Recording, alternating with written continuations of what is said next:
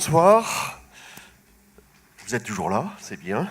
Il nous revient le challenge de lancer cette deuxième table ronde, de maintenir l'attention, et qui j'espère est effectivement toujours au rendez-vous, mais on fera en sorte de la maintenir.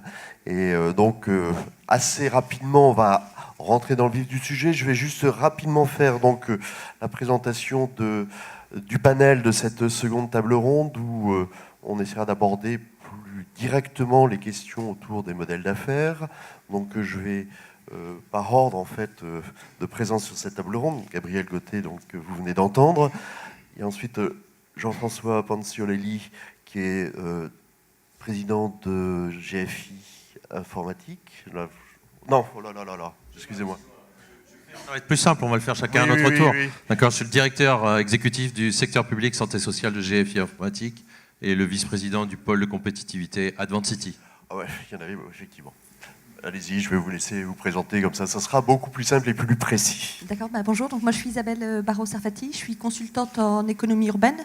On a notamment réalisé une étude avec Espelia et parties prenantes sur les nouveaux modèles économiques de la ville, et j'enseigne par ailleurs à Sciences Po sur les acteurs privés de la ville. Merci, donc je suis Norbert Friand, je suis responsable du service numérique de la ville et de la métropole de Rennes, et j'ai monté à côté quelques lieux de fabrication numérique. Bonsoir, Emmanuel François. Je suis le président cofondateur de la Smart Building Alliance for Smart Cities, association créée il y a 4 ans, avec la vision qu'il faut accompagner les acteurs du bâtiment et de la ville dans leur transition numérique associée à la transition énergétique. Aujourd'hui, la Smart Building Alliance regroupe plus de 200 acteurs. C'est une association, je dirais, qui est aujourd'hui unique en son genre, puisqu'elle est transversale. Très bien. Moi-même, Philippe Baudouin, je suis consultant à l'IDAT. Je travaille plus particulièrement sur les questions des usages et des services numériques. Et finalement, tout naturellement, depuis quelques années, on a vu éclore cette chose qui est la Smart City, que l'on retrouve à la fois déclinée sur les métropoles et qu'on retrouve aussi déclinée sur l'ensemble des territoires, sous la forme de territoires numériques ou de territoires connectés. Donc c'est là aussi quelque chose qu'on accompagne directement avec un certain nombre de collectivités, tant en France qu'à l'étranger. Et on a pu le voir lors de la première table ronde. C'est en fait un concept qui demande ensuite à être ancré territorialement et qui demande ensuite à être illustré par un certain nombre de projets. Mais ces projets, finalement, et ça va être l'objet de cette seconde table ronde, on voit bien que c'est dans un environnement extrêmement dynamique, extrêmement changeant, mouvant, et la question des modèles d'affaires qui va en fait nous tenir en haleine dans les prochaines 30 ou 40 minutes, en fait, il faut qu'elle soit là aussi mise en lien avec ce glissement que l'on a commencé aussi à discuter tout à l'heure, et je vais demander à Isabelle Barraud-Sarfati de nous donner quelques éléments à ce niveau-là, autour de justement la ville servicielle, qu'est-ce que cela veut dire derrière, et puis là aussi en termes de modèle d'affaires, qu'est-ce qu'il faut en attendre. Très bien, merci. Donc d'abord, je voulais vous remercier pour cette invitation et vous dire que je suis absolument ravie d'être ici, mais je déteste le terme Smart City, parce que je pense qu'il enferme le sujet dans une approche trop techno, et qui pourrait faire croire en fait que cela ne concerne que les maires qui choisiraient de s'engager dans une telle démarche, soit par réelle conviction, soit comme Monsieur Goulette l'a dit tout à l'heure, parce que c'est à la mode. Par contre, je pense qu'il y a un sujet absolument majeur, c'est que la révolution numérique a eu lieu, elle a eu lieu déjà depuis de nombreuses années, mais elle s'accélère, et elle saisit les villes à vive allure. Et je pense que le terme Smart City ou ville intelligente, il est là parce que justement il y a quelque chose qui est en train de se passer, mais que très vite, eh bien, on parlera simplement de ville. Parce qu'encore une fois, je pense que toutes les villes sont concernées par cette évolution, sauf peut-être les villes dont tous les habitants auraient décidé de ne plus avoir de smartphone. Ce qui n'est pas à exclure. Hein, mais... Voilà. Donc à partir de là, il y avait peut-être trois idées que je voulais énoncer rapidement. La première idée, c'est insister sur le fait que la révolution numérique, c'est effectivement, me semble-t-il, une transformation profonde du moteur de l'économie et de la manière dont l'économie fonctionne, parce qu'en particulier, ça entraîne une transformation radicale de la place de l'usager autour de 3 évolutions. Alors la première évolution, Gabriel Gauthier l'a cité, c'est la multitude. C'est un concept qui a été effectivement forgé par Nicolas Collin et Henri Verdier, Et c'est l'idée qui est absolument essentielle, que l'habitant, usager, consommateur a changé de rôle. Il est plus simplement en bout de chaîne, mais il devient producteur de place libre dans sa voiture, de place libre dans son logement, de place libre dans son parking, d'informations, de données, de travail. Et ça, c'est donc le premier point. Et le deuxième point, qui en est la conséquence, c'est que du coup, on a des capacités de production qui sont distribuées, des infrastructures qui peuvent être distribuées. La somme des voitures individuelles partagées devient une nouvelle infrastructure de transport. Donc ça, c'est le premier changement de la multitude. Le deuxième changement, ça a déjà été évoqué, c'est l'importance du sur-mesure, c'est-à-dire que c'est la capacité aujourd'hui à calculer au plus près, c'est l'expression de Dominique Cardon, à saisir chacun dans ses caractéristiques propres et sans forcément référer à des grandes catégories, par exemple type CSP ou habitants de telle ou telle ville. Et la troisième caractéristique, ça a aussi été évoqué, mais c'est un changement radical, c'est l'importance du temps réel et la capacité justement à saisir ce que fait chacun dans la ville en temps réel. Et du coup, cette révolution numérique provoque ce qu'on a effectivement appelé un glissement serviciel, c'est-à-dire en fait l'idée tout simplement que la ville se fait de plus en plus on-demand, comme on dit, par l'aval, avec d'une part donc justement une valeur qui est de plus en plus proche de l'usager, et d'autre part un élargissement du périmètre du service urbain. Effectivement, les autorités organisatrices de transport sont devenues des autorités organisatrices de mobilité, mais l'enjeu c'est celui de la mobilité as a service, c'est-à-dire cette capacité justement à élargir le champ du périmètre du service urbain pour activer l'ensemble des modes de transport individuels et privés, même si, là encore, il faudrait sans doute revoir les termes. Donc ça, c'était le premier changement absolument clé, cette idée d'une ville qui se fabrique de plus en plus par l'aval autour d'un usager qui a changé de rôle et à qui on s'adresse différemment. Le deuxième changement qui en découle, c'est que le rôle de la collectivité se trouve fortement réinterrogé, du fait justement que le périmètre de ces services urbains évolue. Et en fait, ça pose la question de quelle doit être aujourd'hui l'offre de services urbains que proposent les collectivités locales. Et c'est pour ça qu'il nous semble que les débats qui ont lieu au Salon des maires sur la crise des finances locales ont tendance à enfermer le sujet dans une approche où dépenses et recettes des collectivités locales seraient quelque chose de fixe, mais dépenses et recettes sont en fonction de ce qu'on appelle la proposition de valeur et donc de l'offre de services urbains, et celle-ci est en profonde évolution. Et puis dernier point, puis après j'en arrêterai, c'est l'idée que les modes de tarification sont en train de changer radicalement, parce que justement la tarification peut être de plus en plus fonction de l'usage, avec de plus en plus une demande de l'usager de ne payer que ce qu'il consomme. Le deuxième point, c'est que la tarification est de plus en plus fonction de l'usager lui-même, et ce qui devient clé, c'est de plus en plus le consentement à payer, c'est-à-dire que alors que le prix était avant fixé dans le cas d'une rencontre entre une offre et une demande, eh bien de plus en plus, c'est justement combien est prêt à payer l'usager.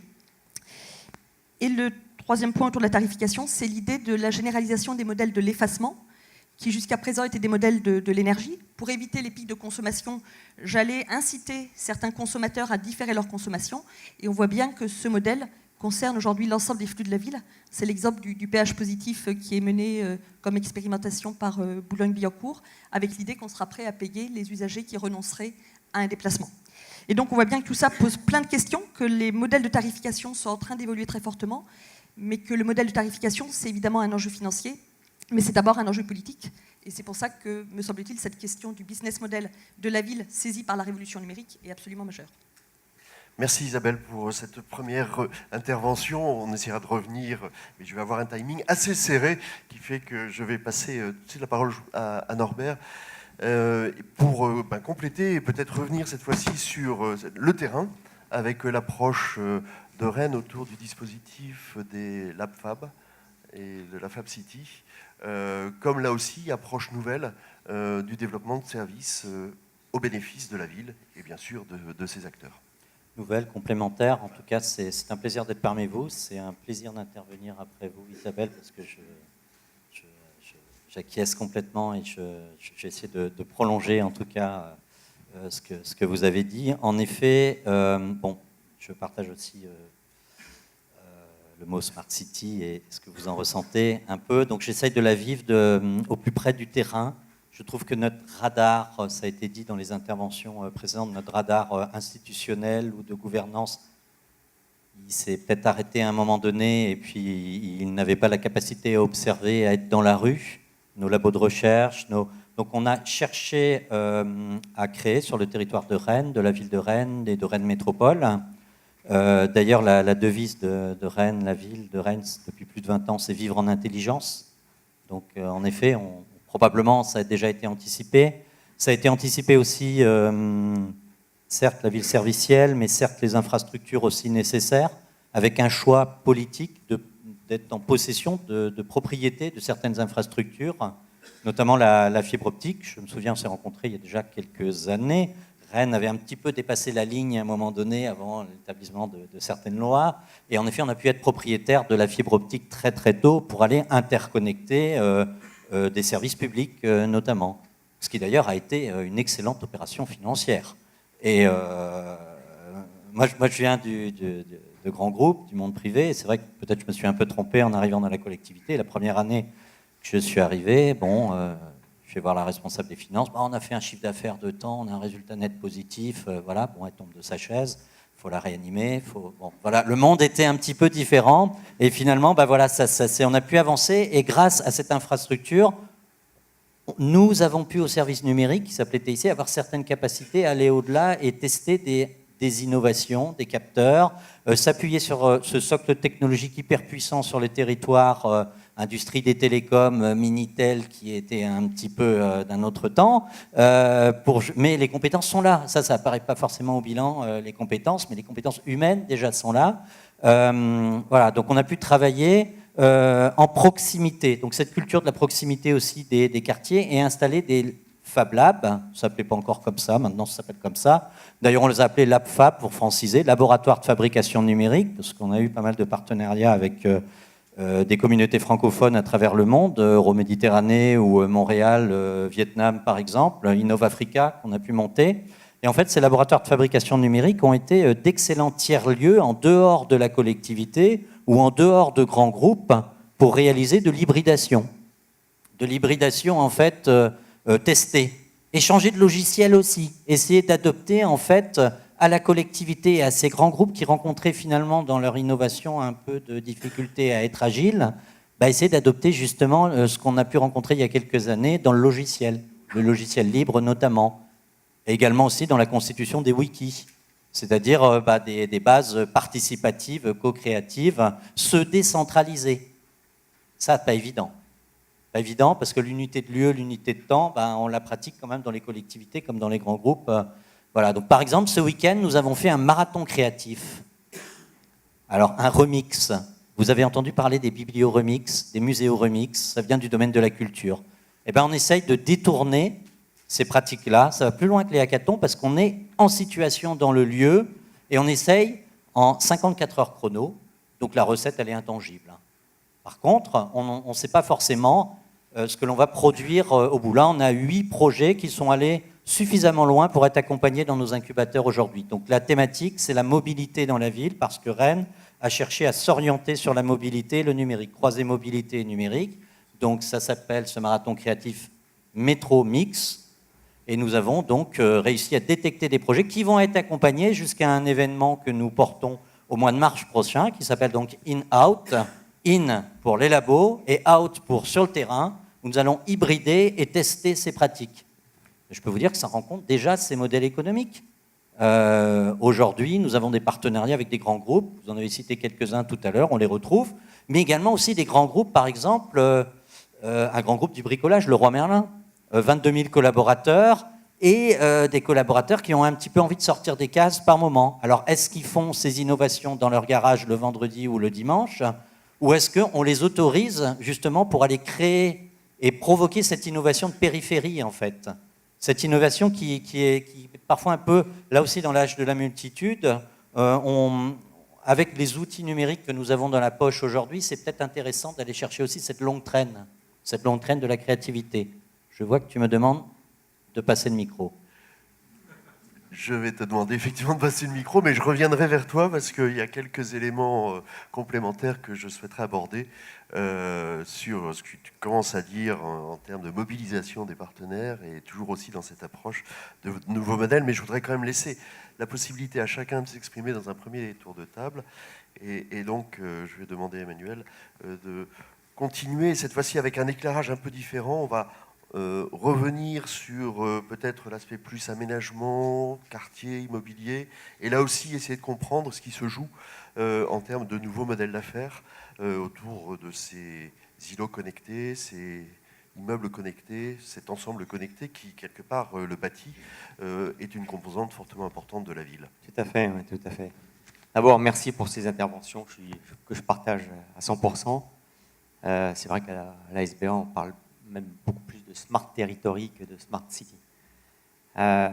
Aujourd'hui, je pense que toutes les solutions technologiques, on pense qu'elles sont là, et il n'y a pas de raison de ne pas massifier. Pourquoi on ne massifie pas aujourd'hui? Il y a un problème de confiance, un problème de modèle économique. Problème de confiance, aujourd'hui à la SBA, on a travaillé dessus, ça fait depuis 4 ans. Pour les bâtiments, on arrive à un label de confiance numérique qui s'appelle le label Ready to Service, qui a pour vocation de conférer à un bâtiment d'être une plateforme de service. On souhaite étendre ce label au territoire. Je ne rentrerai pas dans le détail, mais l'objectif, c'est d'apporter ce cadre de confiance numérique étendu à tout le territoire. Ensuite, aujourd'hui, on reste trop sur des vieux modèles avec un financeur et un usager et une approche très verticale, alors qu'il faut être beaucoup plus transversal. Enfin, pour répondre à votre question, c'est vrai qu'aujourd'hui, on passe 75% de notre temps dans des bâtiments, et puis un petit peu dans une voiture, et puis un peu dans la rue. Mais globalement, voilà, on passe notre temps entre ces 3 éléments. Aujourd'hui, vous l'avez dit, le bâtiment vit une révolution qu'on ne peut pas imaginer. Et bien entendu, en premier, c'est la mobilité. Et ça va changer du tout au tout. Ça va changer du tout au tout avec une pression forte, qui est une pression environnementale, une pression aussi sociétale et une pression économique.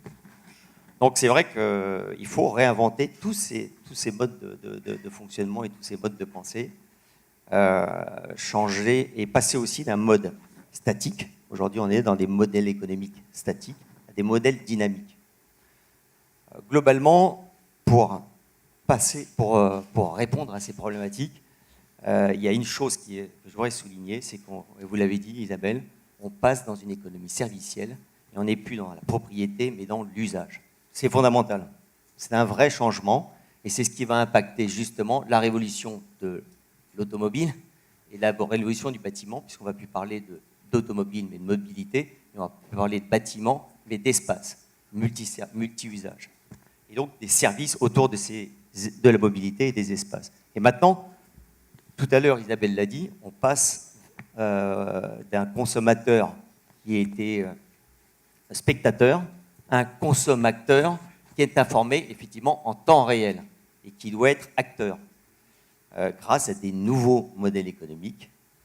Et on les a cités, enfin en contrepartie, le crowdfunding, je pense qu'effectivement, ça permet effectivement à un acteur d'être à la fois usager et investisseur. La propriété, ça veut dire que l'usager ne sera pas forcément propriétaire, enfin usager de sa propriété. Ça, c'est clé. Et puis le deuxième qui apparaît, c'est la blockchain, qui permet effectivement d'avoir des transactions totalement sécurisées. On a parlé tout à l'heure de confiance, mais effectivement, la blockchain apporte cette confiance. Alors ensuite, on pourra parler, mais il y a des exemples qui tournent aujourd'hui. Tout à l'heure, Laetitia a parlé de Icari. Donc ça, c'est un exemple de projet blockchain associant des industriels, notamment Bouygues Immobilier, avec des industriels sur la partie collecte de la data et traitement, donc énergisme, et puis des usagers, locataires ou propriétaires, et tous ensemble sont associés à un projet de production photovoltaïque et de redistribution. Voilà. Donc ça, c'est des exemples qui apparaissent et qui peuvent être dupliqués. Un autre exemple que j'adore et qui va démarrer en 2018, c'est à Montréal, avec un projet qui s'appelle Interlieu, et mené par Living Lab Montréal, et qui est un projet sur les espaces et sur la mobilité, sur une plateforme blockchain. Donc là, c'est la création d'une plateforme blockchain qui va être mise en place début 2018 et qui permet à n'importe quel usager, donc chaque personne dans la salle, de s'interfacer avec cette plateforme blockchain grâce à son identifiant et grâce à sa carte bleue, et ensuite de bénéficier d'espaces sur tout le territoire, quel que soit le prestataire de service. Je le répète, quel que soit le prestataire de service, que ce soit si on prend des sociétés françaises, Bouygues, la Caisse des dépôts ou que sais-je. Et idem au niveau de la mobilité. Et donc ça, si vous voulez, c'est des choses, des actions qui sont en cours et qui vont être implémentées à l'échelle de tout un territoire, notamment la ville de Montréal. Et je pense que ça peut être un exemple à notre égard. Merci pour De rien. première aussi intervention. Jean-François, je vais vous passer la parole cette fois-ci. Et puis je voulais, en fait, on en avait un peu discuté, là aussi pour donner une illustration de la complexité et de la diversité de la ville, notamment la couche de la data, du questionnement qu'il y a autour justement de la valorisation de cette donnée. Vous avez une expérience autour de la régie de données. Donc oui. Il y a toutes ces questions sur d'abord la constitution partenariale, au-delà de l'open data. Là, on n'est pas sur de l'open data, mais on est bien sur de la plateforme data ouverte. Et puis la monétisation, donc la valorisation. Donc voilà, je voulais vous interroger. Merci beaucoup. Je crois que beaucoup de choses ont été dites, mais pour parler business model ou modèle économique, je pense qu'il faut représenter les choses en deux dimensions. Une dimension temporelle qui est importante parce que le business model peut évoluer au niveau de tout ce qu'on appelle plateforme de données aujourd'hui. Et puis le cofinancement. Finalement, on pense qu'il ne devrait y avoir qu'un acteur ou deux acteurs, privés, publics. Mais je crois qu'aujourd'hui, avec l'arrivée des plateformes de données, quelles qu'elles soient privées ou publiques, on a la possibilité d'accéder à des flux de données. Si vous prenez Kizio chez Keolis, donc ils ont réalisé cette mise à disposition de données. Et donc vous pouvez consommer de la donnée issue d'un opérateur privé. Vous avez tout ce qui est monétisation de la donnée, donc la vente de données, bien évidemment, qui est aussi un nouveau revenu qui peut venir aussi bien de la ville que d'opérateurs privés. Et bien sûr, l'utilisateur, comme on le disait tout à l'heure, qui est prêt à payer donc pour une proposition de valeur qui serait différente au travers de cette plateforme. Mais du point de vue d'une entreprise de services numériques, la difficulté, c'est qu'aujourd'hui, finalement, notre revenu est basé essentiellement sur du service ou des licences. C'est ce qu'on a fait depuis toujours pour les collectivités. Donc on a 6000 collectivités qui sont clientes chez nous. On leur dit qu'est-ce qu'on pourrait faire de plus pour vous. Et je crois que c'est la première fois qu'on parle de performance avec eux. Et donc on parlait d'infrastructure tout à l'heure. Et je pense qu'il y a une première préoccupation, c'est de se réapproprier l'ensemble des données sur les services urbains, parce que la plupart du temps, ce sont des délégations de services publics, et donc il y a un manque de visibilité sur la réalité du service offert aux citoyens, sur la réalité de ce qui a été entre le plan théorique de transport, par exemple, et le plan réel de transport. Donc c'est de pouvoir avoir de la donnée pour comparer la réalité du service et donc avoir de la transparence. Donc la première question est la performance. Et donc ça nous a permis d'introduire une idée qui était de partager en fait le gain sur cette performance et de pouvoir avoir donc entre la ville, l'acteur de la DSP et nous-mêmes peut-être un partage sur l'économie qui serait faite au travers de la plateforme, parce que finalement par transparence on viendrait exposer la réalité de ce service et de pouvoir donc, que ce soit sur l'énergie, que ce soit sur du transport, que ce soit sur l'assainissement, avoir ce modèle économique du partage de la performance donc, qui est important. Le deuxième aspect, qui est un peu plus difficile à sentir, nous est venu plutôt de l'action sociale. Donc aujourd'hui, GFI est un des acteurs des systèmes d'information d'action sociale importants, personnes âgées, personnes handicapées, RSA, allocation logement, allocation scolaire. Et finalement, quand vous parlez d'autonomie des personnes âgées, par exemple, à un département, son souci, c'est de pouvoir maintenir les gens à domicile pour ne pas les mettre dans des EHPAD qui coûtent horriblement cher. Et finalement, l'externalité que vous cherchez à mesurer, on parle encore une fois de performance, c'est savoir si ces gens-là vont aux urgences parce qu'ils sont tombés chez eux, parce qu'ils ont eu un malaise, etc. Et on revient en fait à l'idée de Smart City ou de Smart Building, puisque c'est au travers d'infrastructures qui aujourd'hui sont déployées par des constructeurs, par un certain nombre d'acteurs de l'infrastructure, que nous pouvons récupérer de la data qui nous permet d'offrir un service et donc une économie sur le secteur sanitaire, par exemple, en ce qui concerne l'urgence et l'hospitalisation, et de pouvoir reverser une partie de cette économie dans des dispositifs de service à la personne ou de téléassistance à domicile. Donc il y a toujours cette idée-là, et on a trouvé, nous, un nouveau champ, j'allais dire, de discussion avec nos clients, qui est celui de la performance, en mettant la donnée comme valeur première de transparence entre les acteurs. Merci. Gabriel, je vais vous donner la parole aussi, après donc, ce premier tour de table. moi, en fait, quelque part, du fait que j'ai travaillé à l'IDAT depuis quelques années, j'ai pu voir dans le domaine des usages et des services numériques se développer beaucoup de choses. Souvent, ce qui revient, c'est qu'en France, on est les champions des démonstrateurs et des expérimentations. Et donc, à un moment donné, il va falloir essayer de trouver justement la clé. Et peut-être que ce que vous dites à travers la notion de performance et de le changement un peu culturel autour de l'acceptation pour les services, notamment publics, dans le cadre de la ville, de voir et d'observer cette performance et derrière d'avoir une action possible de corrective ou de changement, etc. Peut-être que ça serait ça. Enfin, je ne sais pas. Quel est justement... en termes de alors, modèle économique, c'est pareil, ça change, c'est très mouvant, mais comment sortir en fait de cette culture du démonstrateur ou de l'expérimentation? Je vais plutôt vous faire un aveu des domaines dans lesquels on a du mal, parce qu'on le cherche, et parfois ça prend du temps. Où c'est le coût évité, par exemple, on est très impliqué dans tout ce qui est impact social et financer des choses par le coût évité pour la collectivité grâce à... C'est souvent ça qu'on essaie de faire. Par exemple, un des secteurs dans lesquels, effectivement, les économies d'énergie et le bâtiment et la rénovation énergétique des bâtiments et tout ce qu'on peut faire avec le big data. Alors, on a essayé de faire naître un acteur qui s'appelle Sobre, qui analyse le big data et qui peut faire financer toute la rénovation énergétique des bâtiments publics, parce qu'on a un mandat sur ce sujet. Et nos collectivités sont riches de bâtiments qu'elles ne savent plus entretenir. Un drame, l'entretien des écoles, par exemple. Comment est-ce qu'on peut trouver des modèles économiques pour rénover les bâtiments publics avec les économies d'énergie? Et comment est-ce que le traitement des données, le big data, peut, dans le bâtiment, essayer on cherche et on essaye de triturer les modèles dans tous les sens sur ce sujet-là. Mais on pense qu'à terme, effectivement, on doit quand même pouvoir trouver...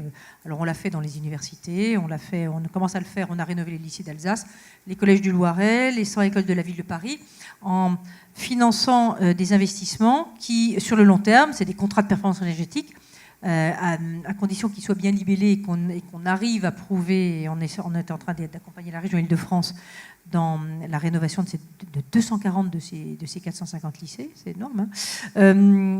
Voilà, donc là, c'est des sujets où on y arrive, mais c'est pas évident, et il faut toute de l'ingénierie technico-financière, juridique pour financer de l'entretien et de la rénovation par les économies d'énergie. L'autre sujet, c'est... on citait le péage positif, donc comment financer un certain nombre de choses par le déplacement évité. Donc ou les contrats impact social autour du maintien à domicile des personnes âgées. On a du mal là de financer. On a investi dans quelque chose qui s'appelle Seignorat d'Homme, qui permet le coût évité du placement de la personne en EHPAD. C'est un coût énorme, le placement d'une personne en EHPAD. Comment est-ce qu'on peut travailler là-dessus? Donc on a un certain nombre de travaux autour de ces sujets. Financement ou contrat. Alors, et en plus, on a l'ambition d'attirer des investisseurs dessus, c'est-à-dire sur les contrats impact social. On a même levé un fonds de VES autour de l'économie sociale et solidaire, autour du financement du chômage évité. Un autre exemple, WeMove, on est en train d'investir dans une plateforme on se rend compte qu'un tiers des chômeurs n'arrivent pas à retrouver un emploi, mais n'arrivent pas à le prendre parce qu'il n'y a pas de solution de mobilité intelligente. Donc on va investir dans la plateforme WeMove. Donc et peut-être qu'on peut attirer des investisseurs autour de ce coût du chômage d'une collectivité, peut raisonner, modèle économique, parce que le chômage coûte cher. Et donc le coût évité du chômage par le retour à l'emploi d'un chômeur qui a retrouvé un emploi grâce à cette solution de mobilité retrouvée, surtout dans les territoires ruraux et périurbains. Donc on a des exemples comme ça, des modèles un peu complexes sur lesquels on travaille, qui ne sont pas inintéressants. L'autre sujet, c'est la réversibilité des bâtiments. Alors ça, c'est l'exemple emblématique. Évidemment, on a fait du quartier des JO un quartier emblématique un de nos démonstrateurs Smart City. Et on réfléchit d'emblée, non pas à investir dans le village olympique, mais à investir dans un quartier de ville qui, by the way, sera pendant quelques semaines un village olympique. Donc là, c'est à concevoir l'ensemble des infrastructures et des bâtiments autour de ce sujet de la réversibilité. Puis on a plein d'autres sujets comme ça. On est en train d'essayer de créer un fonds d'investissement dans les ENR citoyennes avec l'ADEME, ENR-Cité, pour investir dans des solutions très locales et d'éco-quartiers, de co-cités et de financement citoyen. Voilà. Donc il y a beaucoup de sujets foisonnants comme ça auxquels nous, on a une obsession de donner un modèle économique ou de trouver un modèle économique pour... alors, souvent, c'est un impact. On attire également sur les impacts extra-financiers. Extra-financiers, oui. C'est-à-dire l'impact en termes d'emplois créés ou de coûts évités. Mais de plus en plus, on a des ratings et on attire des investisseurs sur des jeux avec un rating extra-financier. Merci. Oui, Norbert, tu voulais... Juste une petite réaction, mais ça ne va peut-être pas faire très sérieux, mais sur le maintien à domicile des personnes âgées, pareil, un projet complètement improbable. On fait un marathon créatif et la pantoufle connectée qui sort. La Smart Pantoufle, on l'a appelée, devinez pourquoi. Et en fait, il restait analyse de marché, 3 fabricants de pantoufles en France, 24,90 € de la belle pantoufle, attention. Vous rajoutez 10 € et vous avez une pantoufle connectée, donc ils travaillent le modèle, ils sont accompagnés pendant 6 mois dans un incubateur. Ils cartonnent, c'est pas stigmatisant, ça devient une plateforme de service, la pantoufle. Donc, analyse dans la chaîne de valeur, on est parti très, je vais pas dire terre à terre, mais très intéressant. Toutes ces doléances que vous avez, ce que disait Laetitia tout à l'heure, on a des angles d'observation différents.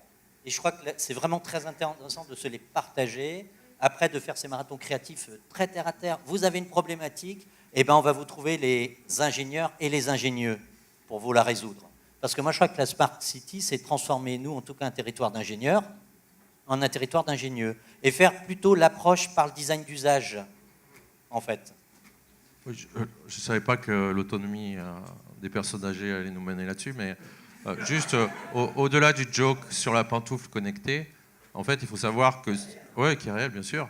Il faut savoir que derrière, il y a une explication scientifique de tout ça. Et peut-être au niveau du financement, je pense qu'il y a une... Alors, je la donne. Hein, on sait que le ralentissement de la marche chez une personne âgée est une détection de la fragilité de la personne. Donc, en ayant une semelle connectée, on voit les habitudes de marche qui changent et donc on a des signaux faibles qui permettent d'anticiper la dépendance. Non pas la chute, mais la dépendance, l'entrée en dépendance.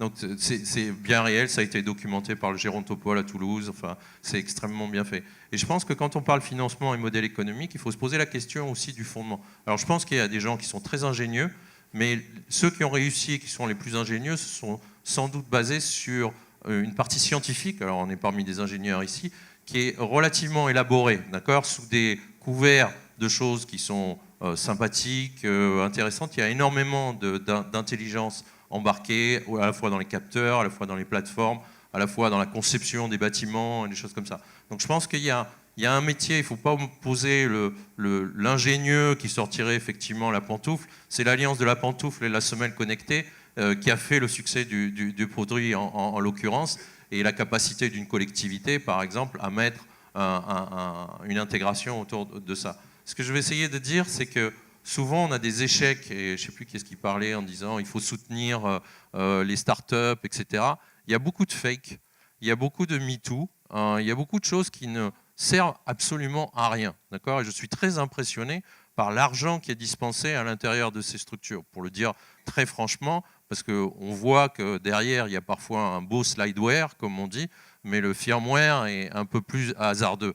Donc, sous prétexte de faire de l'innovation, on a des choses qui ne sont pas très sérieuses. Donc, il faut en revenir, je pense, à quel est le fondement scientifique, quel est le fondement économique, quel est le fondement social, d'accord, pour avoir une vraie évaluation socio-économique et technique de toutes ces innovations ou de toutes ces smart cities, et qui obligerait à trouver le modèle économique, parce que l'impact est parfois non pas uniquement financier, mais peut être valorisé auprès exactement des personnes âgées, ou la détection de fragilité et donc de l'impact sur le sanitaire ou sur l'environnement, la pollution, etc.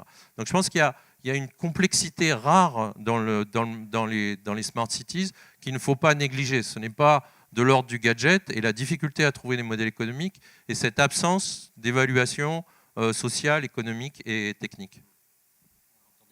On l'entendait sur Wikipédia, je fais un peu de controverse, hein, parce que là on est trop copains, on l'entendait sur Wikipédia il y a 10 ans, 15 ans, ce genre de choses. Donc changeons la méthode aussi, prototypage rapide, acceptons en effet, documentons nos erreurs, partageons-les, connectons avec des choses qui fonctionnent, acceptons les objets modulaires, qui peuvent être détournées à un autre usage.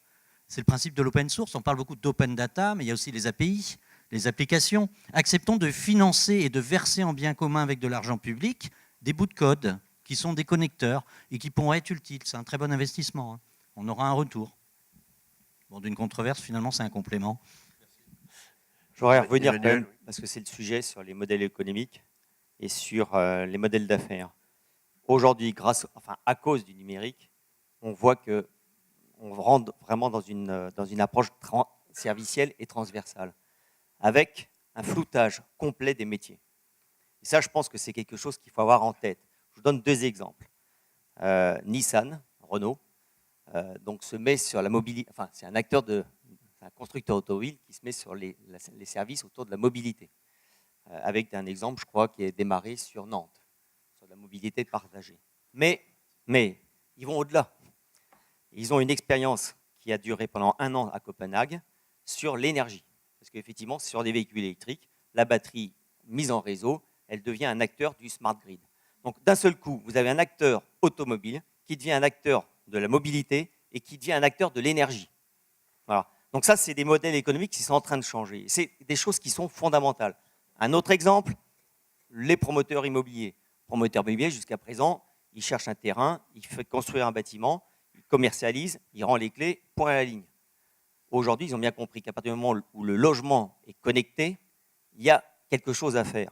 Et il ne faut plus aller jusqu'à rendre les clés, mais derrière, vendre un service, vendre des services autour des espaces. Et pourquoi s'arrêter aux espaces?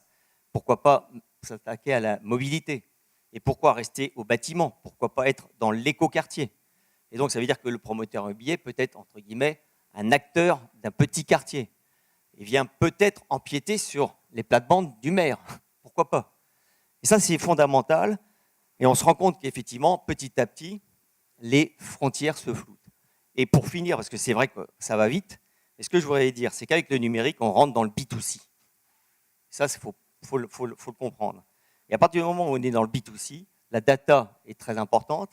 Et qu'est-ce qui va faire que la data a de la valeur? C'est notamment comment on l'exploite et l'intelligence artificielle. Et l'intelligence artificielle est un élément clé. Aujourd'hui, on va effectivement vers des opérateurs de services. Et ceux qui vont tirer leur épingle du jeu, ce sont ceux qui auront le plus de clients et qui maîtriseront l'intelligence artificielle. Je pense qu'il faut comprendre ça. Ce n'est pas la peine de chercher effectivement des petits... C'est bien d'avoir des petits exemples, mais déjà, il faut avoir une analyse macro. Il faut prendre de la hauteur. Et aujourd'hui, je pense qu'il y a un risque, je souhaite le dire ici, il y a un risque que les grands acteurs qui connaissent à la fois, qui maîtrisent l'intelligence artificielle et qui ont accès à des clients à grande échelle, puissent effectivement prendre le contrôle de bâtiments, de territoires, de pays. Et je crois qu'aujourd'hui, c'est la question qu'il faut se poser. Vous pouvez, et après, quels seront ces acteurs? Je vous en donne quelques-uns. On ne peut pas imaginer que ce sont ces acteurs-là. Bien sûr, il y a les acteurs de l'IT, comme Google, comme Apple. Mais aujourd'hui, posez-vous la question aussi des acteurs du commerce. Donc, il y a Amazon qui vient. Mais vous comprenez que tout à l'heure, on a parlé de Leroy Merlin. Mais demandez à Leroy Merlin quelle est sa stratégie. Ils savent qu'ils sont menacés. Et donc, aujourd'hui, ils se disent, de toute façon, il faut qu'on fasse comme Amazon. Vous avez également les acteurs de l'entertainment, Netflix. Aujourd'hui, c'est eux qui ont peut-être le plus de clients au monde. Et ils maîtrisent l'intelligence artificielle. Donc, vous voyez, aujourd'hui, les modèles économiques sont en train, effectivement, de changer et les acteurs sont en train de changer. Je pense qu'il faut se poser les bonnes questions, bien entendu. Ensuite, il faut rester sur du concret, sur les personnes dépendantes, sur des services. Mais il faut avoir aussi ça en ligne de mire. On va faire un dernier tour de table rapide, peut-être, si vous avez quelques mots, et après, on va prendre des questions avec la salle. Non, peut-être dire effectivement que tout ce qui vient de dire me paraît être absolument essentiel. En fait, dans les exemples de nouveaux entrants, il y a effectivement Google. Vous savez qu'aux États-Unis, Alphabet a mis en place une structure qui s'appelle Flow et qui propose donc une offre de mobilité comme service.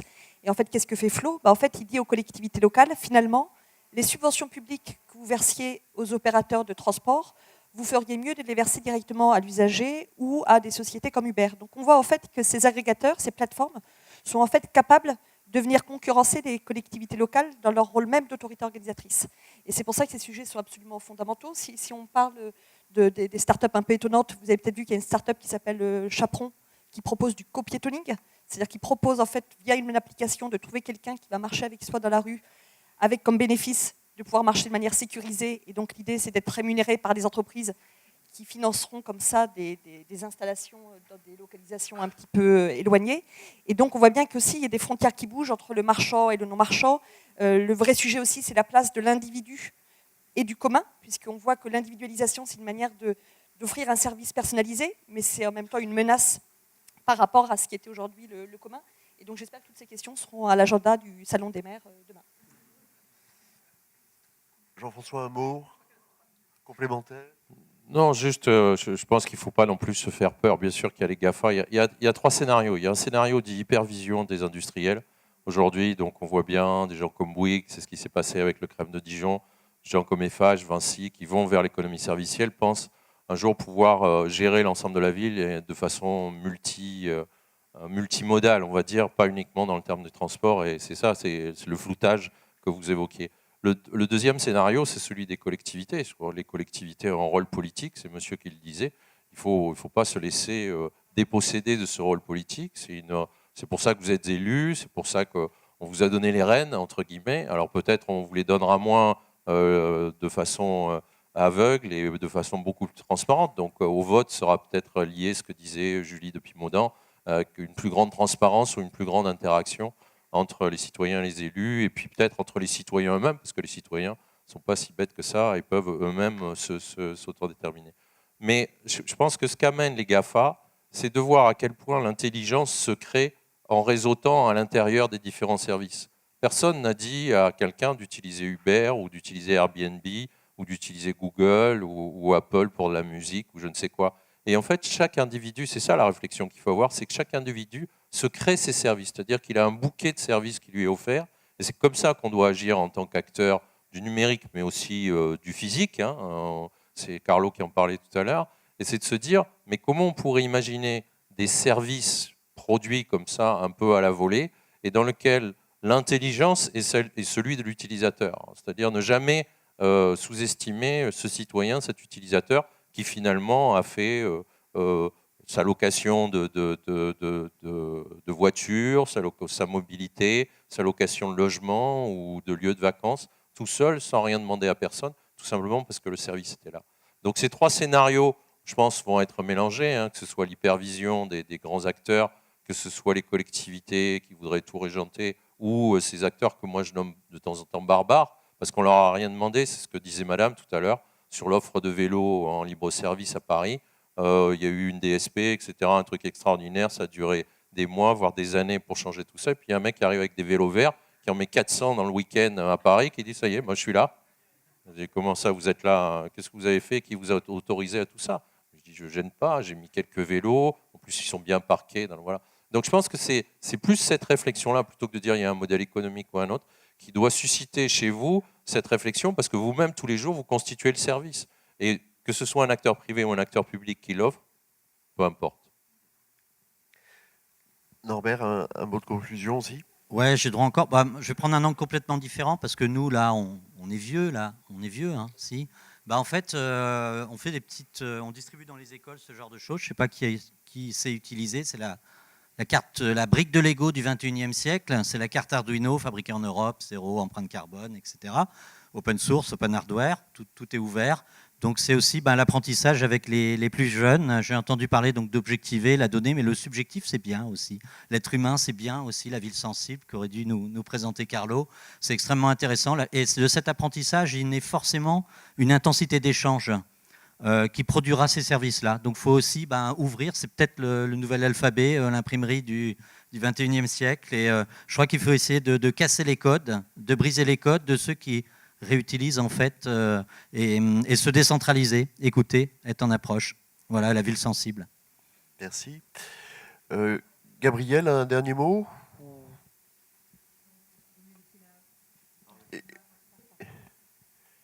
La parole à On va salle. lancer. C'est vrai que on n'a pas parlé de la formation des jeunes. La formation de nos jeunes est quelque chose d'essentiel. Nous, on travaille beaucoup sur On investit dans les coding schools, dans l'apprentissage et de ce que c'est que la citoyenneté à l'heure du numérique. La citoyenneté, les petits vélos verts, personne ne va les ramasser parce qu'il est moins cher de les laisser traîner et ça va constituer des gigantesques sujets de déchets urbains. Parce qu'ils ne sont pas maintenus, et c'est moins cher pour celui qui les a mis subrepticement, une nuit, comme ça, de les laisser pourrir dans les coins. Il faut le savoir. Ils ont une batterie la petite mâchoire, là, elle va pourrir toute seule et ça fera... qui va les ramasser? On ne sait pas. Très bien, merci beaucoup pour vos interventions. On va clôturer donc cette dernière table ronde. On va rester, nous, un petit peu en place, mais on va surtout ouvrir à des questions avec la salle. Jusqu'à présent, ça a été assez dense. On n'a pas eu encore l'occasion de se tourner vers vous. Donc, allez-y, n'hésitez pas. Il y aura après un temps, bien sûr, de networking et de cocktail. J'espère que le délai qu'on a pris au-delà du planning initial ne va pas vous refroidir.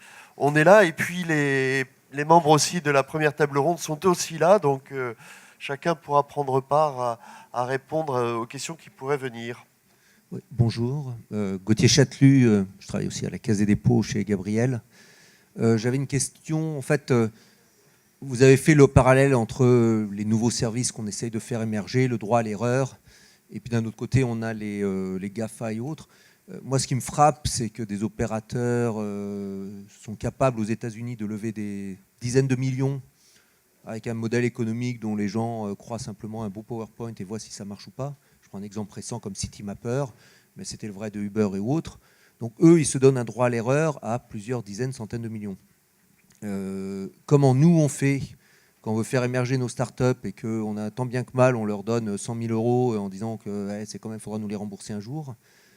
Et comment on fait pour agréger plusieurs services, parce que souvent l'un dépend de l'émergence d'un autre. Ça revient un peu au sujet d'innovation. Est-ce qu'on a les capacités? Est-ce qu'il faut faire des marchés qui permettent à, je dirais, ou des sociétés d'économie mixte, des choses comme ça, de pouvoir arroser ou faire émerger des choses en donnant le temps à faire se réaliser ces modèles qui sont assez capitalistiques finalement. Le déploiement de services, c'est pas la même chose que mettre au point juste un logiciel. Donc comment la commande publique peut arriver à faire émerger autre chose que des grands acteurs américains? Qui se sont... Moi, je peux répondre une partie de cette question. C'est qu'il y a un point qui est clé. Aujourd'hui, vous avez parlé effectivement de financement et de mutualisation. Aujourd'hui, on a, comme je l'ai dit tout à l'heure, on est encore trop vertical. Et le prérequis aujourd'hui, c'est qu'il y ait un lot smart dans tous les appels d'offres. Aujourd'hui, on n'intègre pas systématiquement le numérique dans les appels d'offres. On n'a pas cette organisation-là. Donc ça, c'est la première chose. C'est un lot smart qui permet d'interconnecter tous les éléments.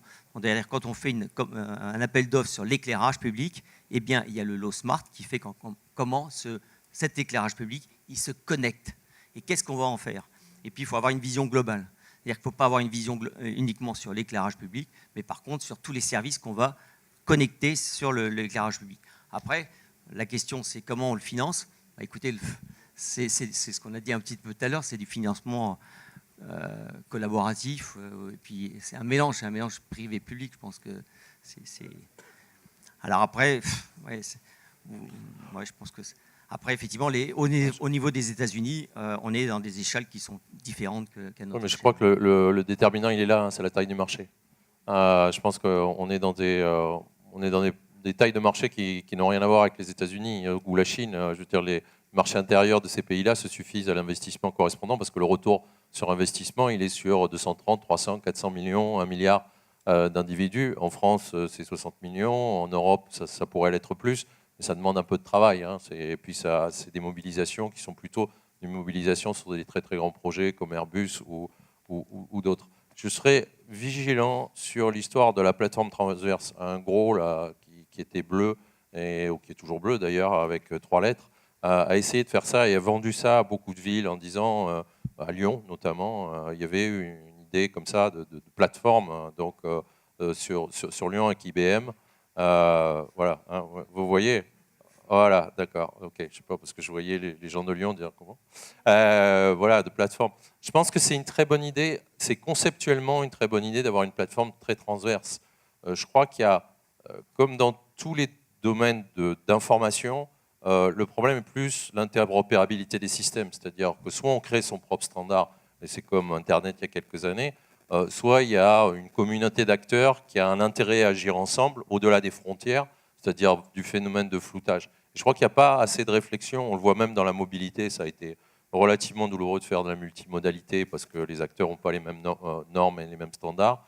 Donc je pense que c'est plus une réflexion comme il existe dans les telcos, et les telcos, aujourd'hui, vous passez d'un opérateur à un autre, enfin, il y a le principe de portage, enfin, on pourrait s'inspirer des modèles telcos, mais au niveau de la couche donnée, sur des référentiels qui sont plus la géolocalisation, parce que ça c'est une donnée qui est extrêmement importante, et le temps, c'est-à-dire l'horodatage.